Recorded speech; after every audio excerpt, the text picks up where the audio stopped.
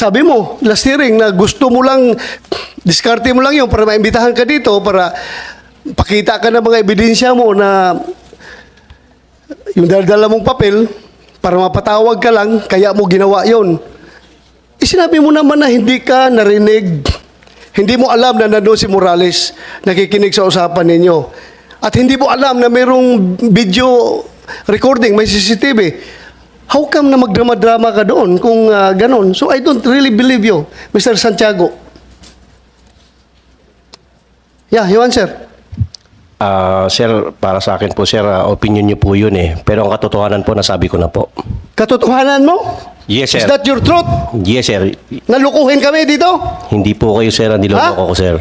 Sir, hindi ko po kayo niloloko, sir. Meron ka pang daladalang... we are inviting you here to shed light on the... yung papel mo doon sa CCTV recording. Yes, sir. Kaya kita inibitahan. Yes, sir. At hindi kita inibitahan dito para kunin yung expert opinion mo. May dadala ka pang papel nga tuturuan mo kami kung paano gumawa ng operation to conduct report, yung pre-operational report. Sino ka para magturo sa amin dito? Hindi ka nga naging pulis, hindi ka nga naging PDEA. Na Polcom employee ka lang, na-dismiss ka pa. So paano ka bigay ng expert opinion sa amin? This committee doesn't need your expert opinion here. This committee wants your answer as far as your participation in that very telling video recording sa CCTV. It's unfair for me kung hindi ko pakinggan si Kumar dito sa open hearing, tapos kayo napakinggan ko dito. As your allegation na pwedeng patayin si Morales anytime, in any kind of method, in any manner, kung mangyari yan after the hearing, kasi you are claiming na talagang magaling ka, marami kang kaso. May binanggit ako 2 kaso mo. Ngayon, nagsabi ka pa, hindi lang yan, sir. Mukhang talagang parang nakasandal ka sa pader kung magsalita ka. Sir, kagaya po ng sinabi ko, sir, opinion niyo po yun, pero yung katotohanan po, sa akin po yun. Sinabi ko na po. So, ibig mo sabihin, totoo talaga yon na nanluloko ka lang?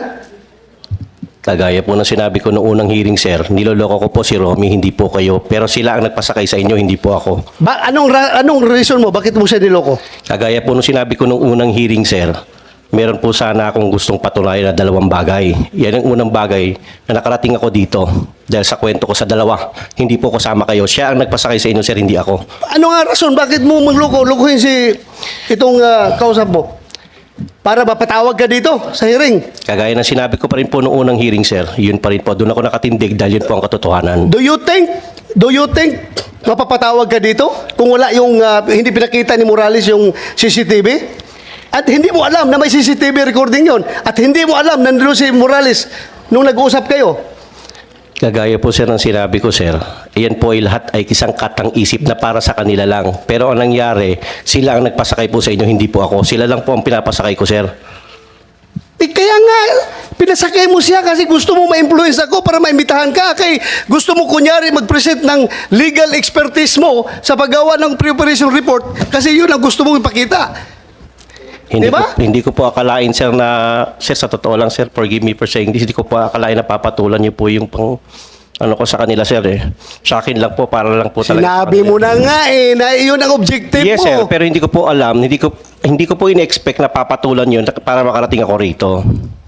Do you believe, naniwala ka ba, maniniwala yung tao sa'yo? Yung kisa video na yon na mangloko ka lang? Depende po, sir, yan sa taong nakikinig, sir. Ang akin po... You are lying! Come again, sir? You are lying! Opinion niyan, sir. Sa akin po naman, yung totoo lang. From sa unang hearing hanggang dito. As chairman of this committee, I am going to cite you in contempt for lying. Any objection? Hearing none. I'm ready for You that, are sir. cited in contempt. Thank you, sir. Thank you, sir. Salamat po, sir.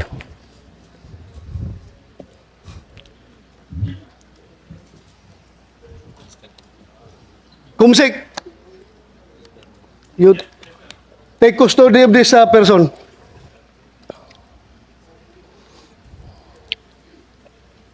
Lukuhin mo kami?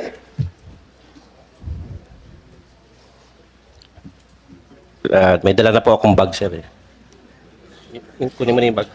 Ha?